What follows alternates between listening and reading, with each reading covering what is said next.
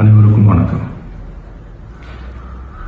என் லைஃப்பில் இந்த மாதிரி ஒரு பெயின்ஃபுல்லான ஒரு சுச்சுவேஷனை நான் ஃபேஸ் பண்ணதே கிடையாது. மனசு முழுக்க வலி மட்டும்தான். இந்த சுற்றுப்பயணத்தில் என்னென்ன மக்கள் பார்க்க வராங்க, அதுக்கு ஒரே ஒரு காரணம் தான், அவங்க என் மேலே வச்சிருக்கிற அன்பும் பாசம். அந்த அன்புக்கும் பாசத்துக்கும் நான் எப்பவும் கடமைப்பட்டிருக்கிறேன். அதனால தான் இந்த சுற்றுப்பயணத்தில் மற்ற எல்லா விஷயங்களையும் தாண்டி மக்களுடைய சேஃப்டி, அதில் எந்த காம்ப்ரமைஸும் பண்ணிடக்கூடாதுன்றதுக்காக தான் அது என் மனசில் ரொம்ப ஆழமாக இருக்கும் அந்த எண்ணம்.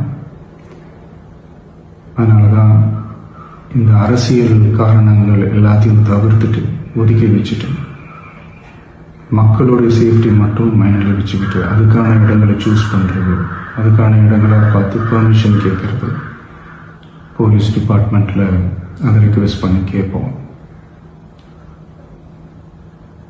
ஆனால் நடக்கக்கூடாதது நடந்துருச்சு. ஆனால் மனுஷன் தானே, அந்த நேரத்தில் அத்தனை பேர் பாதிக்கப்பட்டு இருக்கும்போது எப்படி அந்த ஊரை விட்டுட்டு என்னால் கிளம்பி வர முடியும்? நான் திரும்ப அங்கே போகணும்னு இருந்துச்சுன்னா அது ஒரு காரணம் காட்டி அங்கே வேறு சில பதட்டமான சுச்சுவேஷன்ஸ், வேறு சில அசம்பாவிதங்கள் அந்த மாதிரி எதுவும் நடந்துடக்கூடாதுன்றதுக்காக தான் நான் அவாய்ட் பண்ணேன். இந்த நேரத்தில் சொந்தங்களை இழந்து தவிக்கிற அத்தனை குடும்பங்களுக்கும் என்னுடைய ஆழ்ந்த இரங்கலை தெரிவிச்சுக்கிறேன். எனக்கு தெரியும், என்ன சொன்னாலும் இது இடையாகாதுன்னு எனக்கு தெரியும்.